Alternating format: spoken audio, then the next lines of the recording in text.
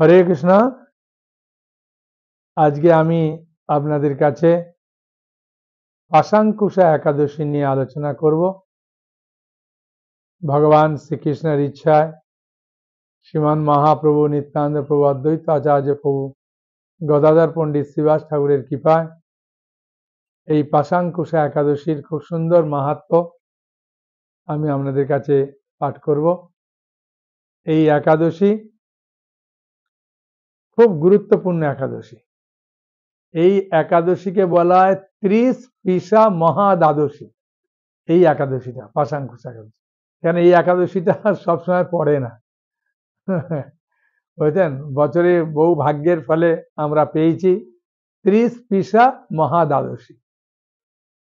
হ্যাঁ, এই একাদশী করবেন 14ই অক্টোবর সোমবার, 27শে আশ্বিন, পালন করবেন 28শে আশ্বিন, 15ই অক্টোবর মঙ্গলবার। ঠিক আছে, মঙ্গলবারে পালন করবেন আপনারা 5টা 33 থেকে 9টা 25-এর মধ্যে, 5টা 33 মিনিট থেকে 9টা 25-এর মধ্যে পালন করবেন। হ্যাঁ, এই একাদশীর সব থেকে বড় মাহাত্ম্য কি, যে যমদণ্ড থেকে সম্পূর্ণভাবে রেহাই পাবেন যদি এই একটা একাদশী কেউ করে। যমরাজের দণ্ড আপনাকে ভোগ করতে হবে না, মানে নরকে যেতে হবে না, সোজা কথা। একটা স্কুলের হাই স্কুলে একটা মাস্টারমশাই, হ্যাঁ, তিনি খুব চতুর। তিনি আমাকে দেখেই বলতেন, সাধু বাবা আপনার কাছে আমার একটা কঠিন প্রশ্ন আছে। আমি বললাম, আপনি মাস্টারমশাই মানুষ, আবার তার উপরে কঠিন প্রশ্ন, আর আমি সাধু, কি করে উত্তর দেব? বলছে, না আপনারাই পারবেন, আপনারা বই বিক্রি করছেন না, গীতা ভাগবত চৈতন্য চৈতামৃত, তা ওর মধ্যে উত্তর নেই?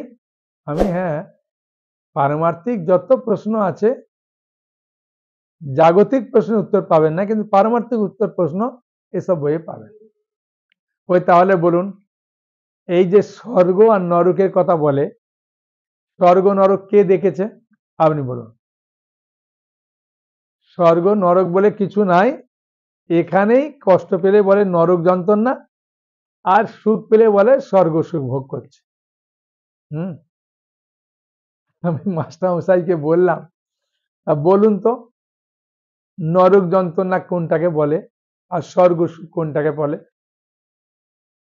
তার মধ্যে খুব সুখ পেলে স্বর্গ সুখ, আর খুব কষ্ট পেলে নরক। আমি, না, ওটাকে স্বর্গ সুখ আর এটাকে নরক বলে না, বুঝলেন? নরক মানে প্রচন্ড কষ্ট। কারো বাবা যদি হসপিটালে থাকে, তার গা হাত দিয়ে পচে গেছে, রক্ত বেরোয়, পোকা ধরেছে, ডাক্তাররা এসে করছে বিভিন্ন রকম ভাবে, তখন দেখবেন ওই লোকটা এসে বলে, ভাই রে ভাই, যেন মনে হচ্ছে নরকে গেছিলাম, কি কষ্ট, হ্যাঁ, ছটফট করছে, কি রকম ভাবে জ্বালা যন্ত্রণা, এইরকম। হ্যাঁ, বুঝেছেন? শাস্ত্রে এগুলো সব আছে, স্বর্গ কোথায় আছে, নরক কোথায় আছে, শাস্ত্রে উল্লেখ আছে মাঝে। উনি বললেন, আমি এগুলো বিশ্বাস করি না। আর আমি যতজনকে বলেছি যে স্বর্গ নরক বলে কিছু নেই, সবাই আমাকে সাপোর্ট করেছে। সেই জন্য আমি যা পারি তাই করি, যা পাই তাই খাই। হ্যাঁ, লোকেরা বললে এরকম পাপ কাজ করিস না, নরকে যাবে, আমি না না, সব বিশ্বাস করি না। হ্যাঁ, আমি বললাম, বাহ, খুব সুন্দর। তা আমি একটা ছোট্ট প্রশ্ন আপনাকে করব, আপনি শুনবেন? তখন সব মাস্টারমশাইরা চলে এসেছে ওর কথা শুনে, গোল হয়ে দাঁড়িয়ে আছে। হ্যাঁ, ম্যাডামরা আছে, স্যারেরা আছে। তখন আমি বললাম, মাস্টারমশাই আমি একটা ছোট্ট প্রশ্ন করব, আপনার বাড়িতে কি উঠান আছে? বলছে, হ্যাঁ উঠান আছে, আমি ফাঁকা জায়গায় বাড়ি করেছি তো। হ্যাঁ, বাড়িতে ভালো উঠান আছে। বাড়ির উঠানে কোনো গাছ টাছ আছে? বলছে, হ্যাঁ, একটা খুব সুন্দর পেয়ারা গাছ আছে। বাদুড়রা পর্যন্ত এসে আমার পেয়ারা খেয়ে যায়। আমি, বাবা, তাই? বলছে, ওইখানে ওই ডালেতে হ্যাঁ, দোলনা খাটিয়েছে, ঝুলন করে, আমার ছেলে মেয়েরা দোলনা দোল খায়। হ্যাঁ, আমি বললাম, খুব ভালো। পূর্ণিমা রাত্রে কেমন লাগে আপনার বাড়িটা?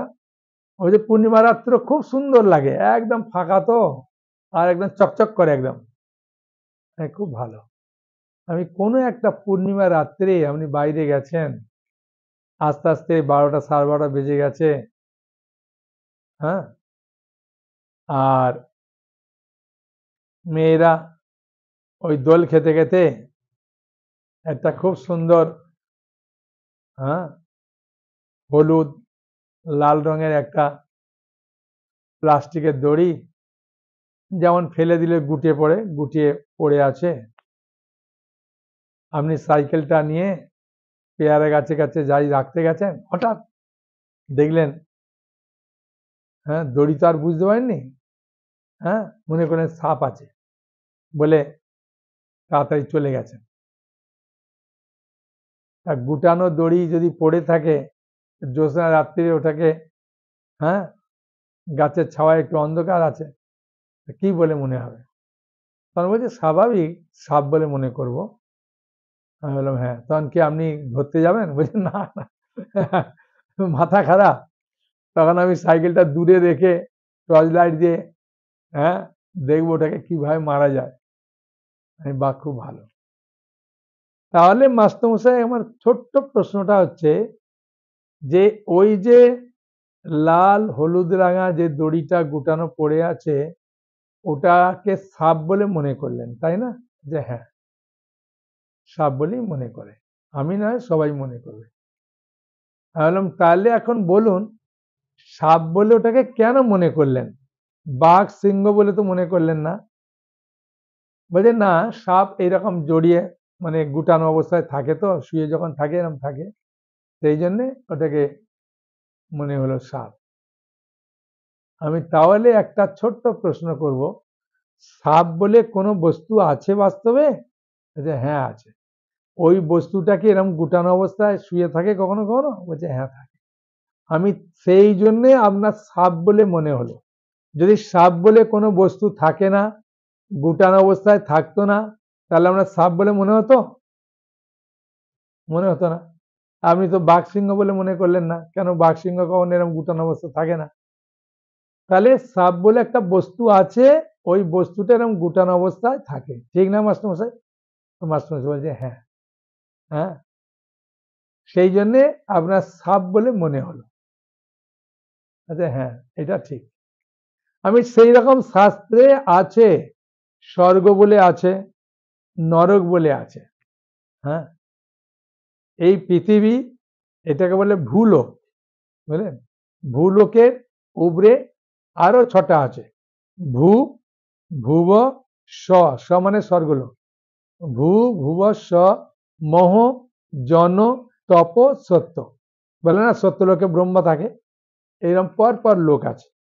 হ্যাঁ, এক একটার থেকে একটা ডিস্টেন্স অনেক, সেই জন্য আমরা স্বর্গও দেখতে পাচ্ছি না, তাই না? জানি স্বর্গ মানে, যখন স্বর্গের কথা বলি তখন উঁচু দিকে তাকাই না, মানে স্বর্গে উঁচু দিকে আছে।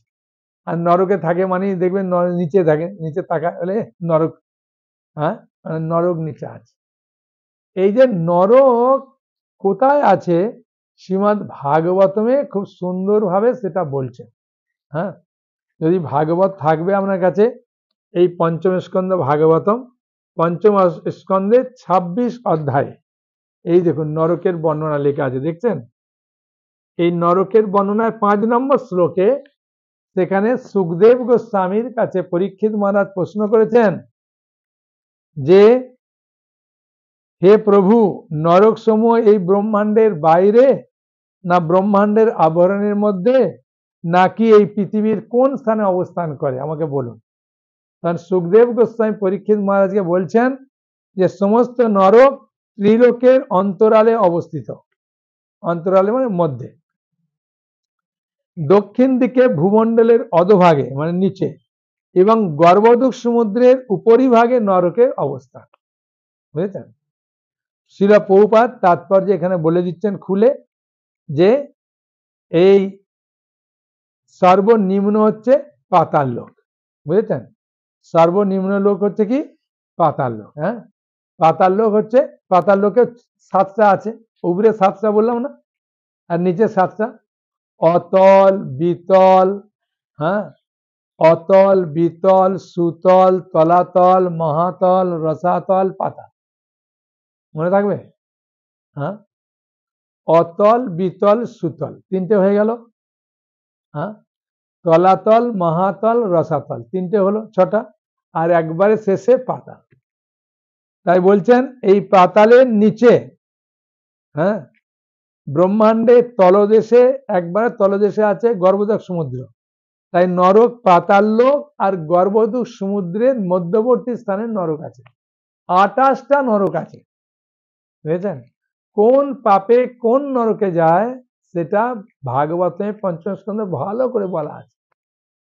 হ্যাঁ, ওই জন্য আপনাদেরকে বলি যে ভাগবত নেন, ভাগবত নিলে সব তত্ত্বগুলো সুন্দরভাবে জানতে পারবেন।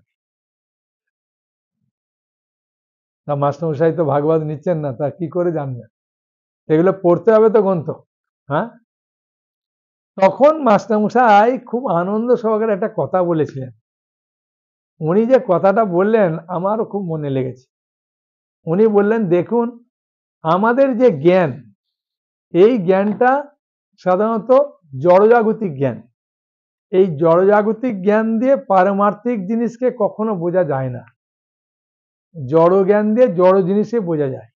পারমার্থিক জ্ঞান নিতে গেলে আমাকে গীতা, ভাগবত, চৈতন্য এদের আশ্রয়ই একমাত্র পারমার্থিক জ্ঞান লাভ হয়।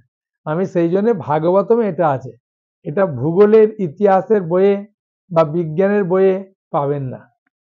হ্যাঁ, এটা ভাগবতমে উল্লেখ আছে। হ্যাঁ, তখন মাস্টারমশাই খুব খুশি হলেন। খুশি হয়ে বললেন যে আমি বহুদিন ধরে বহু মাস্টার, বহু জ্ঞানী গুণীদের কাছে এই কথা বলে আমি যা পাই তাই খাই, যা কিছু নেশা টেশা করি, সোজা কথা। হ্যাঁ, লোকেরা বললে আমি বিশ্বাস করি না, আর লোককে জিজ্ঞাসা করলে তারাও আমার কথা সাপোর্ট দেয়।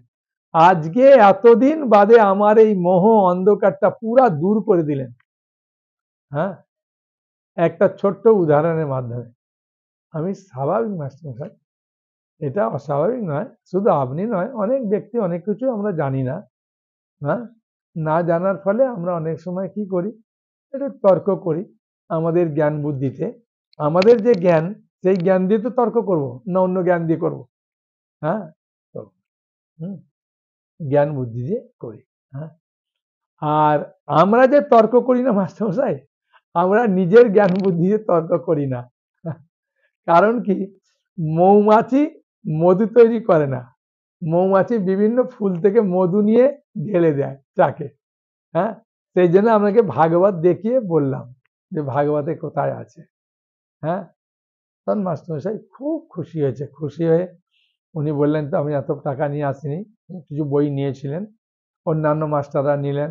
হ্যাঁ, আবার একটা মাস্টারমশাই ইনস্টলমেন্টে ভাগবত নিলেন। হ্যাঁ, অন্যান্য গ্রন্থ নিয়েছেন, অনেকে নিয়েছেন। আমি বললাম একমাত্র সাধু সঙ্গের ফলে আমাদের পারমার্থিক যে প্রশ্ন, হ্যাঁ, সেই প্রশ্নগুলোর উত্তর আমরা পাই। হ্যাঁ, আপনি যদি বলতেন যে H2SO4 সালফিউরিক অ্যাসিড প্রমাণ করে দাও, আমি সাধু পারবো না। আমি ওটাকে প্রমাণ করে দিতে পারবো না। হ্যাঁ, যে H2SO4 সালফিউরিক অ্যাসিড বলে প্রমাণ করব, আমার দ্বারা সম্ভব না। হ্যাঁ, ওটা আপনাদের পক্ষে সম্ভব। হ্যাঁ, সেই জন্যে এই দেহটা যেহেতু ভগবানকে কেন্দ্র করে তৈরি, তো ভগবানের অংশ আত্মা আছে, তো সেই জন্যে আত্মা তো ভগবানের অংশ। মমই বংশ জীবলোকে জীবভূত সনাতন। তিনি দেহকে কেন্দ্র করে, হ্যাঁ, যা কিছু প্রশ্ন পারমার্থিক দিকে আত্মা দেহ কেন্দ্রিক, সেগুলো শাস্ত্রে আছে, আমরা বলতে পারবো। যেহেতু আমরা গ্রন্থগুলো পড়ি, সেই জন্যে আপনিও পড়লে আপনিও খুব সুন্দরভাবে উত্তর দিতে পারবেন। হ্যাঁ, এমন নয় যে আমি পাচ্ছি আমরা পারবেন না। সবাই যে ছিল প্রভুপাদের গ্রন্থগুলো পড়ে, সেই গ্রন্থ পড়ার ফলে সে খুব সুন্দরভাবে যে কোনো প্রশ্নের উত্তর ও দিতে পারে।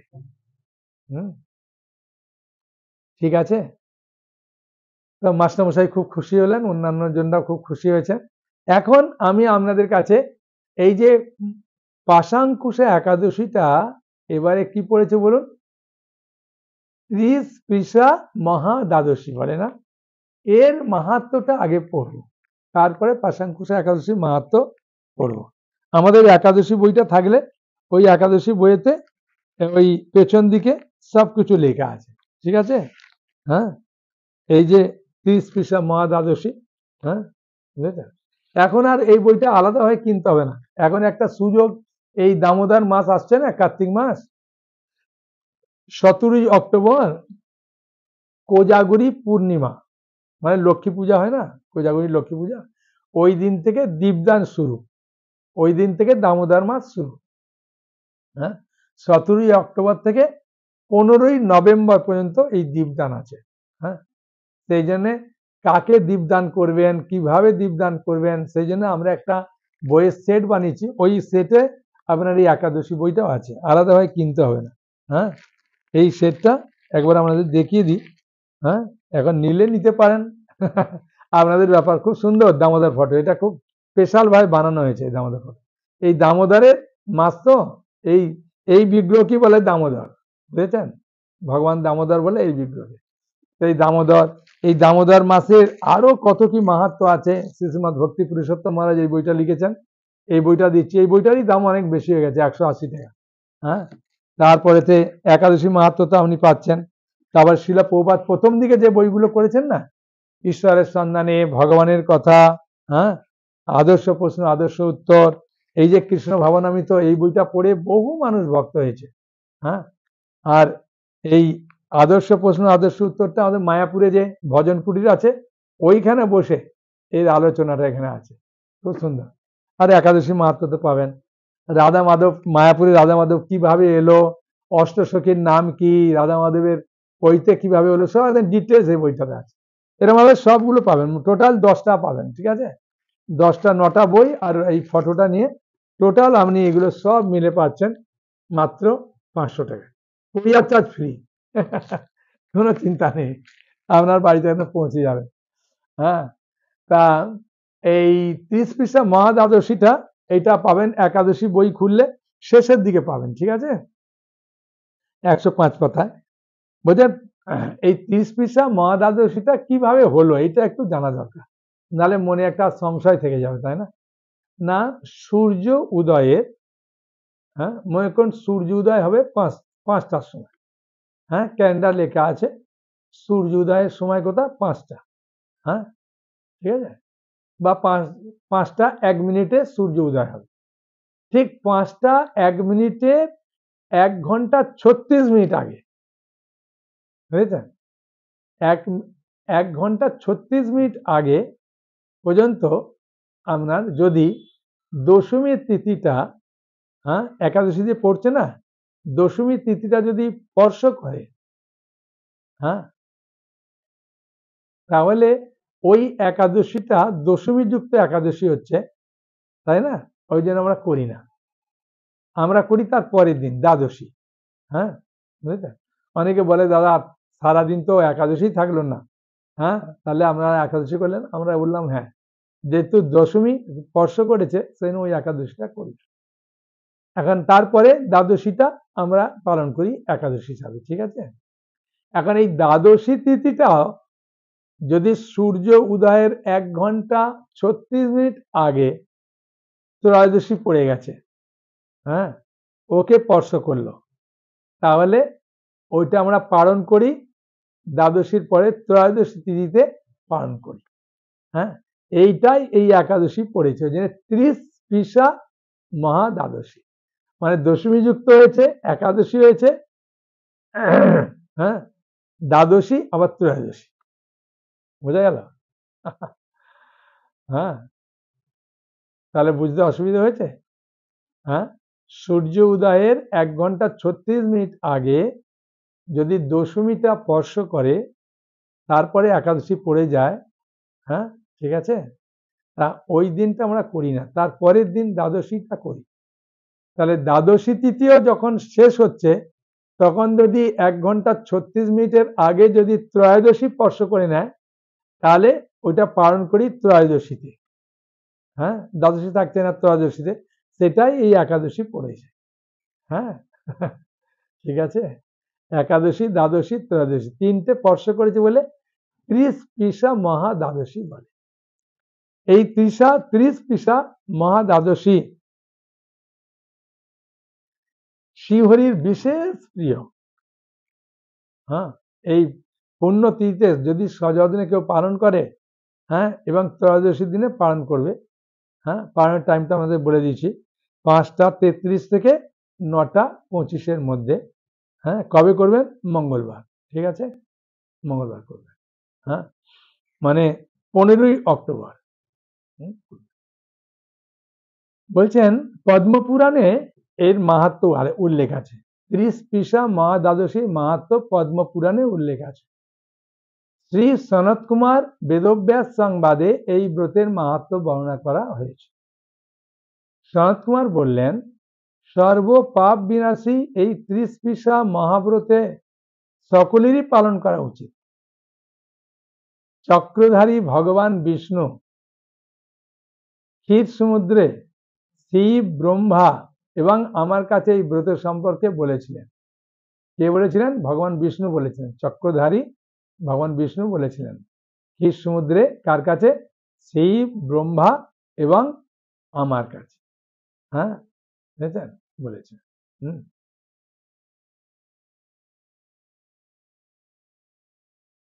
জড় বিষয় অত্যন্ত আসক্ত বিষয়ে যদি এই ব্রত পালন করে তবে তারা মুক্তি লাভের যোগ্য হয়।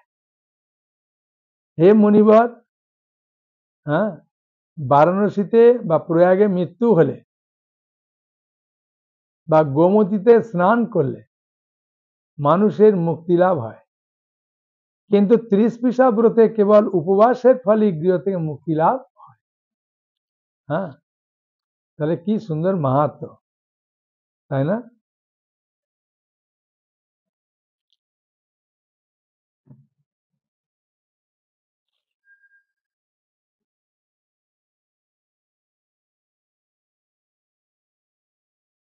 তাহলে গোমতীতে স্নান করলে মুক্তি লাভ হয়। 30 পৃষা ব্রতে কেবল উপবাসের ফলে গৃহ থেকে এই মুক্তি লাভ হয়। হ্যাঁ, কে কে বলছে বলুন? ক্ষীর সমুদ্রের তীরে ভগবান বিষ্ণু বলছে, শুনছে কে কে? শিব শুনছে, ব্রহ্মা শুনছে, আর সনত কুমার শুনছে। সনত কুমার মুনি বললো না, আমিও শুনছি, শুনলেন।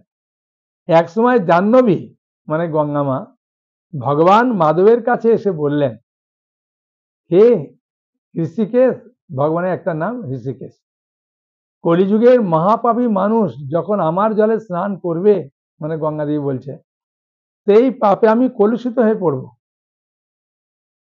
এই থেকে পরিত্রাণের উপায় কি? তখন ভগবান মাধব বললেন, হে গঙ্গে, সর্ব কলুষ বিনাশী এই 30 পৃষা ব্রত, মানে 30 পৃষা মহাব্রত দ্বাদশী ব্রত তুমি পালন করো। মানে এটা কাকে পালন করতে বলছে? গঙ্গা মাকে পালন করতে বলছে ভগবান মাধব।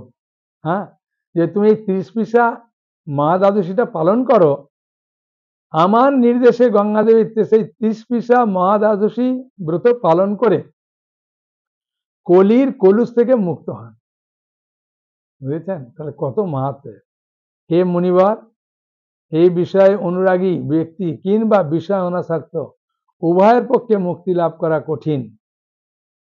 তাই মুক্তিদানকারী এই 30 পৃষা ব্রতের অনুষ্ঠান করা কর্তব্য। মানে খুব সহজে মুক্তি লাভ করতে পারবে এই 30 পৃষা মহা দ্বাদশী ব্রত। গঙ্গামা নিজে করেছিলেন। কে বলছেন? ভগবান বিষ্ণু বলছেন। কাকে কাকে বলছে? শিবকে বলছে, ব্রহ্মাকে বলছে, আর সনত কুমারকে বলছে। হ্যাঁ, এটা কোথায় উল্লেখ আছে? পদ্মপুরাণে উল্লেখ আছে। ঠিক আছে, এখন পাশাঙ্কুশা একাদশীর মাহাত্ম্য আমরা পাঠ করব। ঠিক আছে, বই দেখে দেখে পাঠ করব। ভগবান শ্রীকৃষ্ণকে মহারাজ যুধিষ্ঠির প্রশ্ন করছেন যে আশ্বিন মাসের কৃষ্ণ পক্ষের যে একাদশী, সেই একাদশীর নাম কি, মাহাত্ম্য কি বলুন। কারণ ভগবান কৃষ্ণ মহারাজ যুধিষ্ঠিরকে বলছেন যে মহারাজ যুধিষ্ঠির, এটা ব্রহ্ম বৈবর্ত পুরাণে উল্লেখ আছে এই একাদশীর মাহাত্ম্য, সেটি আমি এখন আপনাকে বলবো, আপনি মন দিয়ে শ্রবণ করুন। কারণ মহারাজ যুধিষ্ঠির বললেন যে আপনি বলুন, আমি মন দিয়ে শ্রবণ করব। তাহলে এখন আমি পাঠ করি, আপনারা মন দিয়ে শ্রবণ করুন, তাই না? শ্রবণ করুন, খুব আনন্দ পাবেন। হ্যাঁ, ভগবান কৃষ্ণ বললেন আশ্বিন মাসের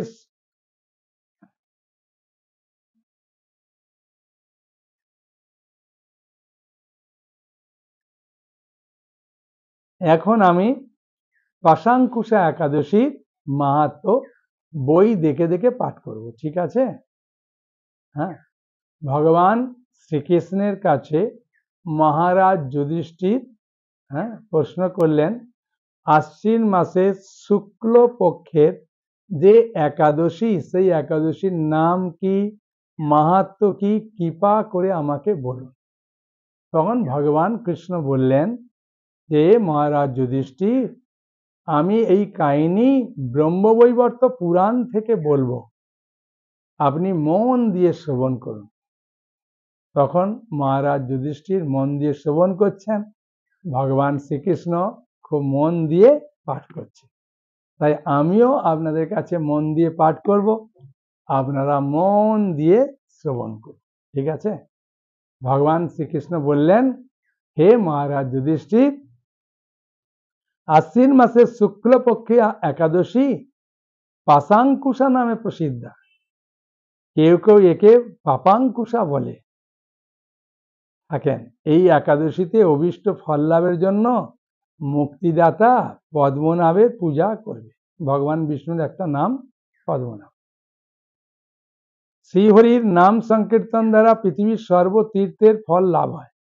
বদ্ধজীব মোহবশত বহু পাপ কর্ম করে ভগবান হরির শরণাপন্ন হয়ে প্রণাম নিবেদন করে নরক যন্ত্রণা থেকে মুক্তি পায়। এই একাদশীর মহিমা শোনার ফলে নিদারুণ যমদণ্ড থেকে মুক্তি লাভ হয়। তাহলে মন দিয়ে শ্রবণ করলে কি লাভ দেখুন, তাই না? নিদারুণ যমদণ্ড থেকে আমরা মুক্তি লাভ করতে পারি। শ্রী হরিবাসর ব্রতের মতো ত্রিভুবনে পবিত্রকারী আর কোনো বস্তু নেই। হাজার হাজার অশ্বমেধ যজ্ঞ, শত শত রাষ্ট্রীয় যজ্ঞ এই ব্রতের শতভাগের একাংশের সমান হয় না। এই ব্রত পালনে স্বর্গবাস হয়, মুক্তি, দীর্ঘায়ু, আরোগ্য, সুপত্নী, বন্ধু প্রভৃতি অনায়াসে লাভ করা যায়। হে রাজন, গয়া, কাশী, এমনকি কুরুক্ষেত্র শ্রী হরিবাসর অপেক্ষা পুণ্যস্থান হয় না। হে ভূপাল, একাদশী ব্রত করে রাত্রি জাগরণ করলে অনায়াসে ত্রিলোকে গতি হয়। মানে এই ত্রিলোকে বলছি, বিষ্ণুলোকে গতি হয়। এই পাশাঙ্কুশা ব্রতের ফলে মানুষ সর্বপাপ মুক্ত হয়ে গোলকে গমন করে, একবারে গোলক বৃন্দাবন, যেখানে গেলে আর ফিরে আসতে হয় না। হ্যাঁ, ভগবদ গীতার 15 অধ্যায়ের 6 নম্বর শ্লোকে, 6ষ্ঠ শ্লোকে উল্লেখ করেছেন, ন তদ ভাসয়তে সূর্য ন শশাঙ্ক ন পাবক যজ্ঞত্তানা নিবর্তন্তে তদ্ধাম পরমম মম। যে আমার ধামে ফিরে যায় তাকে আর এই জগতে ফিরে আসতে হয় না। আর আমার ধাম এই সূর্য, চন্দ্র, ইলেকট্রিক আলোকের দ্বারা আলোকিত হয় না, আমার অঙ্গজ্যোতির দ্বারা আলোকিত হয় ওই ধাম, বুঝেছেন? ওই ধামে গেলে কোনো টেনশন নেই, সবসময় আনন্দ আনন্দ আনন্দ, বুঝেছেন? যা খাবেন সবসময় ফিস্ট প্রসাদ, হ্যাঁ, মহাপ্রসাদ। একটু কথা বললে গান হয়ে যাবে, চললে নৃত্য হয়ে যাবে, হ্যাঁ, বুঝেছেন? খুব আনন্দ। হে রাজন, এই পবিত্র দিনে যিনি স্বর্ণ, তিল, গাভী, অন্ন, বস্ত্র, জল, ছত্র, পাদুকা দান করেন, তাকে আর জমালয়ে যেতে হয় না। এমনি একাদশী পালন করলে, শ্রবণ করলেই জমালয়ে যেতে হয়, কোনো চিন্তা নেই। আমরা যে হরি নাম করছি, এই একাদশী পালন করছি, আমাদের যমরাজ কখনো আসবে না, বুঝেছেন? এর একটা খুব সুন্দর কাহিনী আছে, পরে বলবো সময় পেলে। যারা এ সকল পুণ্য কার্য করে না তাদের জীবন কামারশালার হাপরের মতো বিফল। নিষ্ঠার সাথে ব্রত পালনে উচ্চকুলে নিরোগ দীর্ঘায়ু শরীর লাভ হয়। অত্যন্ত পাপাচারী যদি এই পুণ্যব্রতের অনুষ্ঠান করে তবে সেও রৌরব নরক থেকে মুক্তি পায় এবং বৈকুণ্ঠ লাভ করে। কৃষ্ণ ভক্তি লাভই এই একাদশী ব্রতের মুখ্য ফল। তাই আনুষঙ্গিক রূপে স্বর্গ ঐশ্বর্য আদি অনিত্য ফল লাভ হয়ে থাকে।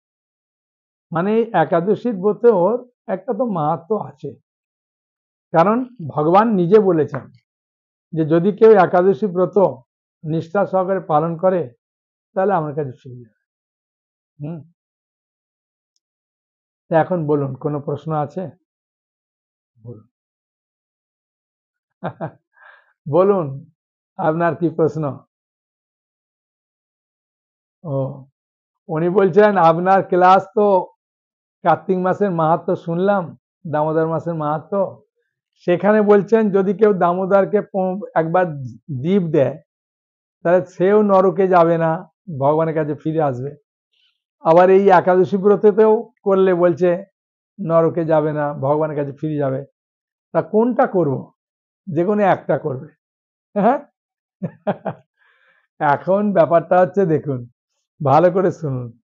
আপনি যদি বলবেন আমি কার্তিক মাসটা করব 1 মাস ভালো করে, ঠিক আছে, আর এই একাদশী ব্রত করব না, তাহলে একাদশী ব্রতে যে শস্য দানাগুলো খাবেন, যদি আপনি ভাত খাবেন, মুড়ি খাবেন, রুটি খাবেন, অন্যান্য সবজি দিয়ে খাবেন, ডাল খাবেন, তাহলে ওর যে পাপগুলো আছে তাহলে তো ওই পাপগুলো আবার জমা হবে, তাই না? সেই জন্যে একাদশী ব্রতও করুন, পালন করুন, এটা তো করতেই হবে। আর কার্তিক মাসটাও করুন, অসুবিধে কি আছে? আপনার তো কোনো কিছু ছাড়তে হচ্ছে না, বলুন, যে আমাকে অনেক ত্যাগ স্বীকার করতে হচ্ছে, অনেক কষ্ট হবে, এ হবে, তা তো নয়। মাসে মাত্র 2টো একাদশী, আর এই কার্তিক মাসটা মাত্র 1 মাস। ভগবান 1 মাস করলেন কারণ কি? বিশেষ কৃপা করার জন্য। ঠিক আছে। এখন বলুন আপনার প্রশ্ন কি? ও উনি বললেন আপনি যে পাঠ করে বললেন পরে বলবো কাহিনীটা, যে জুমালয়ে যেতে হবে না, ওর কাহিনীটা একটু বলুন। ওর কাহিনীটা বলবো, শুনবেন? তবে শুনুন।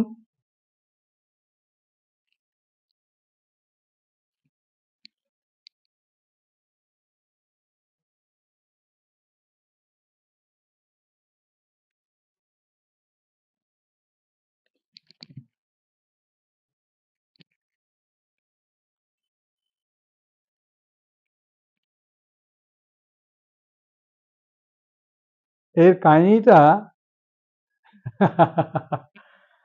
খুব আনন্দপূর্ণ কাহিনী।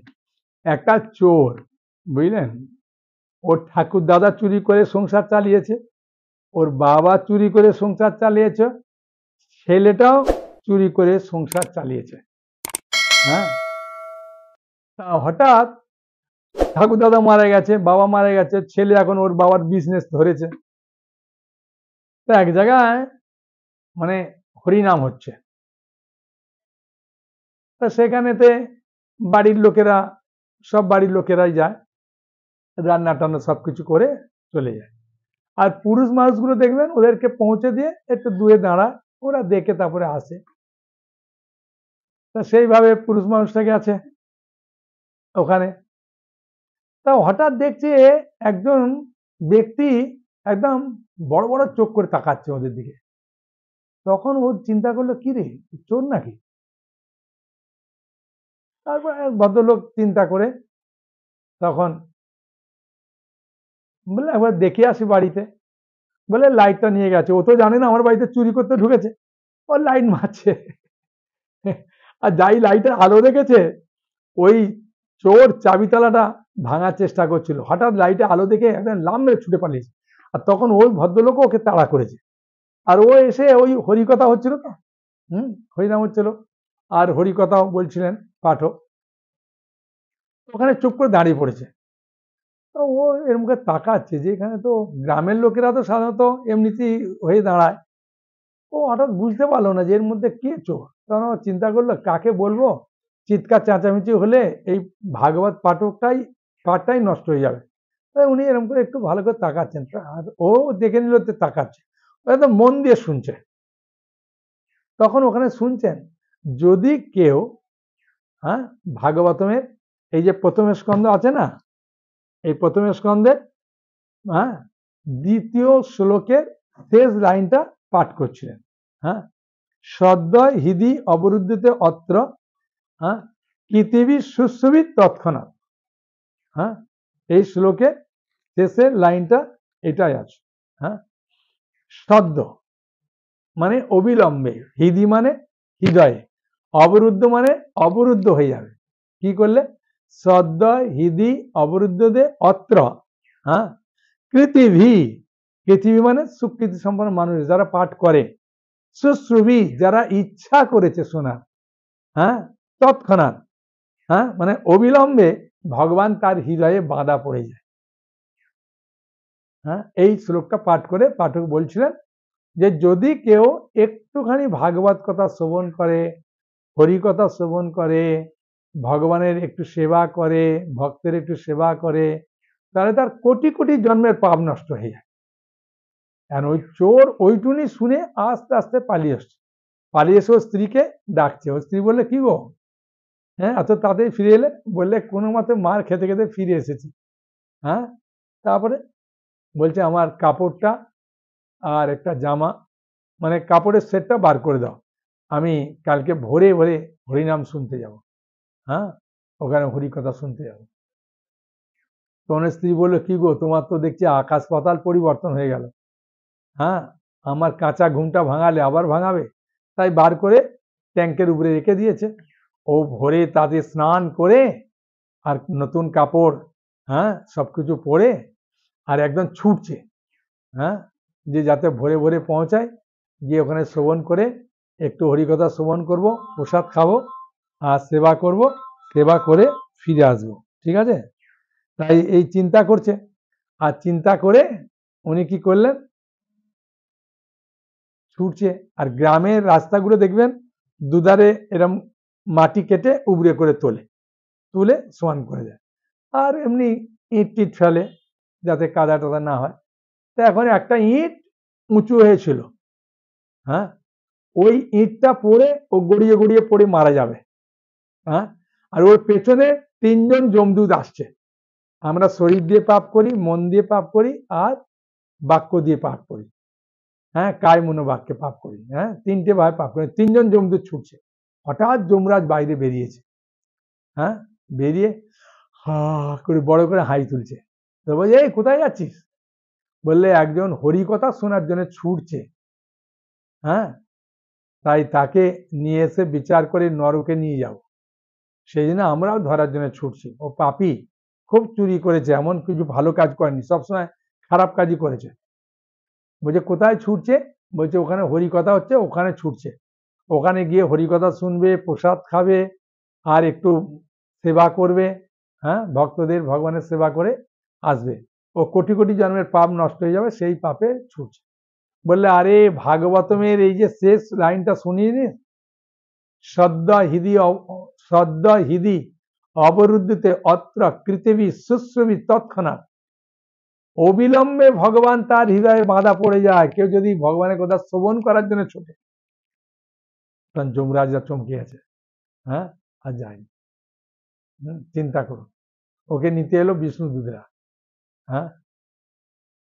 তাই জন্য এই হরিকথা আমরা একাদশী করছি, কার্তিক ব্রত করছি, যে কোনো জিনিস করছি, তার ফলে আমরা যমদণ্ড কখনো ভোগ করবো না।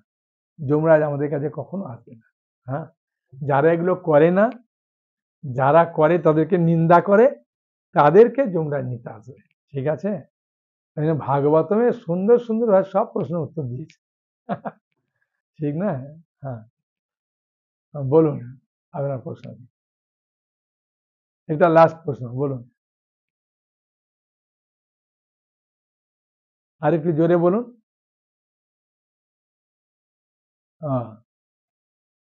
উনি বলছেন যে কোনো কারণে যদি কেউ মারা যায় বা কোথাও যায়, যদি একাদশী ব্রত না করি, হ্যাঁ, আর প্রদীপ দেখানো যদি না হয়, হ্যাঁ, কার্তিক মাসে, তাহলে কি এ, মানে ভগবান কি বাকিটা গ্রহণ করবে না? না, ভগবানকে একদিন দিলেও ভগবান গ্রহণ করবে, সারা মাস দিলেও গ্রহণ করবে। ভগবান কোনোটাই ফেরত দেবে না আপনাকে, যেটা করবেন সেটাই গ্রহণ করবেন। তবে একাদশীতে আমরা যেখানেই যান না কেন, ওখানে একটু ফল টল খেয়ে পালন করুন, হ্যাঁ, বা একটু উপবাস থেকে যেখানে সুযোগ আছে প্রসাদের, ওখানে করবেন। আর আত্মীয় স্বজন বাড়িতে আপনি কয়েকটা পোল থেকে একটা ছোট্ট শিশেতে, হ্যাঁ, 4-5টা পোলতে কে ঘি দিয়ে, হ্যাঁ, নিয়ে যাবেন। একটা ছোট্ট একটুখানি এতে মনে করলে একটু কর্পূরও নিতে পারেন, নিয়ে যেখানে যাবেন সেখানে আপনি, ভগবান তো রাধাকৃষ্ণ সব জায়গায় আছে, তাই না? এই দামোদর না থাকে রাধাকৃষ্ণ আছে, না থাকলে এখন তো মোবাইলের যুগ না, মোবাইলেতে যদি আপনি বলে দেবেন যে টিপবেন মায়াপুর রাধা মাধব, হ্যাঁ, সঙ্গে সঙ্গে মায়াপুর রাধা মাধব বেরিয়ে যাবে, হ্যাঁ, তখন রাধা মাধবকে দেখিয়ে দেবেন, হ্যাঁ, চরণে 4 বার, নাভিতে 2 বার, মুখমণ্ডলে 3 বার, সমগ্র শরীরে 7 বার, হ্যাঁ, মোবাইল কাছে না, করতে করতে করতে 7 বার হয়ে যায়। হরে কৃষ্ণ বলতে বলতে করে দেবেন। করে বলতেটা কোনো জায়গায়, একটা জায়গায় রাখবেন যেখানে মনে করুন কারো ক্ষতি না হয়। ঠিক আছে? ঠিক আছে, হরে কৃষ্ণ কৃষ্ণ কৃষ্ণ হরে হরে, হরে রাম রাম রাম হরে হরে, হরি বল। সকলে ভালো থাকুন। হরে কৃষ্ণ।